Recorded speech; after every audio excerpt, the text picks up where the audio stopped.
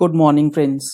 GST platform के YouTube channel में आप सभी का स्वागत है।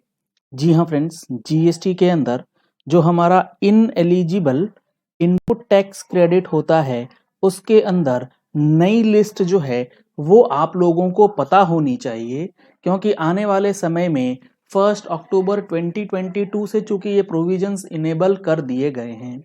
तो जुड़े रहिएगा इस वीडियो के एंड तक, ताकि आपको भी सेक्शन 17 सब सेक्शन 5 के अलावे जो in eligible input tax credit 1 अक्टूबर से आ चुके हैं वो कौन सी है, वो सारी चीजें आपको अच्छे से समझ में आ जाएं।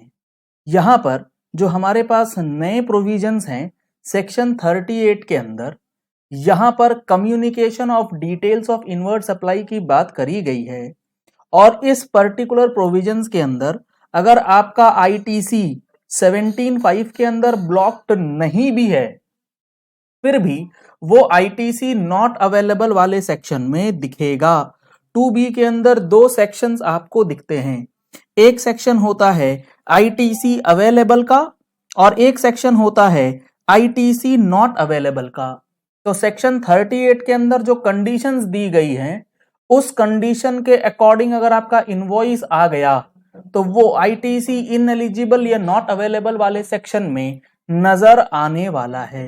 ये सारी चीजें हम लोगों ने अपनी ऑलरेडी टैक्स मैगजीन के अंदर पिछले से पिछले महीने आपको प्रोवाइड करी थी।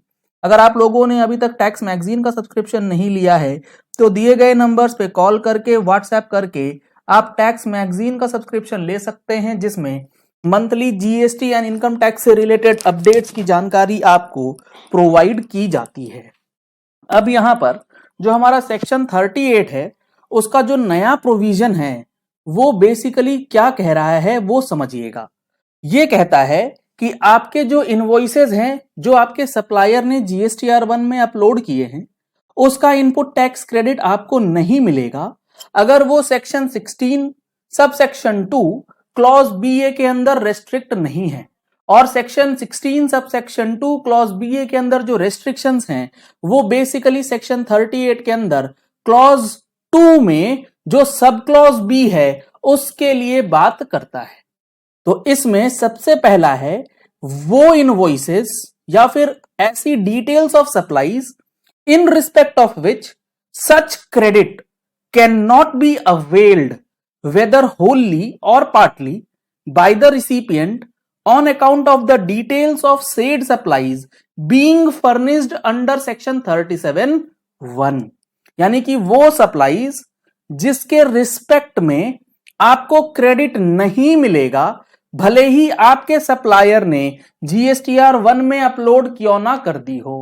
तो आपके सप्लायर के ऊपर ये कंडीशंस हैं, अगर आपका सप्लायर इन कंडीशंस में आ गया तो आपके वो input tax credit in eligible ITC के कैटेगरी में फॉल करेंगे। इसमें सबसे पहला कौन सा है? इसमें सबसे पहला वो सप्लायर है जो कि एक रजिस्टर्ड पर्सन बन गया है, यानी कि जीएसटी के अंदर नया रजिस्ट्रेशन ले रखा है उसने और आपको सप्लाई करा है और उसने आपको इनवॉइस दे दिया है। तो आपका इनपुट टैक्स क्रेडिट जो है आपको नहीं दिया जाएगा, वो इनएलिजिबल माना जाएगा कुछ पीरियड के लिए। जो पीरियड होगा, टाइम पीरियड होगा, वो स्पेसिफाई किया जाएगा कि एक पर्टिकुलर रजिस्ट्रेंट को कब तक ये माना जाए कि वो आईटीसी देने के काबिल नहीं है। तो सबसे पहला इनएलिजिबल आईटीसी हो गया न्यूली रजिस्टर्ड सप्लायर। दूसरा, by any registered person who has defaulted in payment of tax and where such default has continued for such period as may be prescribed। अगर आपका सप्लायर इस कैटेगरी का है या वो ऐसा रजिस्टर्ड पर्सन है जिसने टैक्स पेमेंट में डिफॉल्ट किया है और डिफॉल्ट कंटिन्यू उसने करा है कुछ स्पेसिफिक पीरियड के लिए, तो भी आपका वो input tax credit in eligible या नॉट अवेलेबल वाली कैटेगरी में जो है वो चला जाएगा।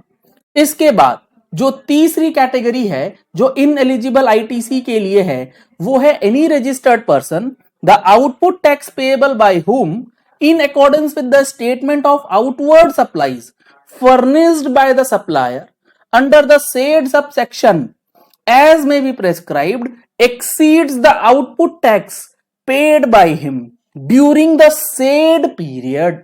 तो कहने का मतलब है कि अगर आपके सप्लायर ने अपनी जीएसटीआर 1 के अंदर जो लाइबिलिटी डिक्लेयर करी है वो in excess of liability GSTR 3B में उस टैक्स पीरियड के लिए जो डिक्लेयर किया गया है उसमें निकल के आता है, और ये डिफरेंस जितने महीने तक स्पेसिफाई किया जाएगा, अगर उतने महीने का एरर है इस तरीके से तो आपके लिए वो सप्लायर के द्वारा दिया गया इनवॉइस भी इनएलिजिबल होने वाला है।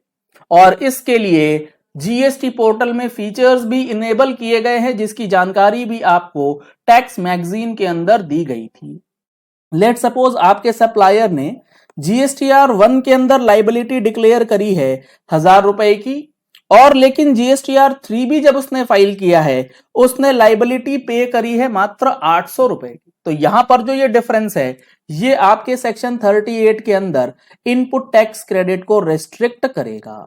इसके बाद by any registered person the output tax payable by him in accordance with the statement of GSTR 1 as may be prescribed during such period exceeds the output tax by him by such limit as may be prescribed। इसका क्या मतलब? इसका यह मतलब हुआ कि उसने GSTR 1 में जो लाइबिलिटी डाली है उस लाइबिलिटी का कितना परसेंटेज वो जीएसटीआर 3B से पे करेगा तभी आपको आईटीसी मिलेगा। तो मान लेते हैं गवर्नमेंट ने फिक्स किया 80% ऑफ लाइबिलिटी, लेकिन आपका जो सप्लायर है वो क्या करता है 1000 रुपए डालता है जीएसटीआर 1 में और 700 रुपए डालता है जीएसटीआर 3B में। गवर्नमेंट ने बोला है 80% आपको जीएसटीआर 1 की लाइबिलिटी जो है 3B से पे करना है, जबकि आपका सप्लायर मात्र 70% ही पेमेंट करता है। तो इस केस में भी आईटीसी जो है वो इनएलिजिबल हो जाएगा। इसके बाद है by any registered person the output tax payable by whom in accordance with the statement of outward supplies furnished by him. ये आपकी लिमिट वाली जो चीज है ये काफी इंपॉर्टेंट है, क्योंकि यहां पर हो सकता है जीएसटीआर 1 में टर्नओवर पहले दिखाया गया हो, 3B में बाद में दिखाया गया हो, या फिर DRC 03 से पेमेंट किया गया हो। तो काफी सारी चीजें यहां पर आपको चेक करनी होंगी सप्लायर के एंगल से।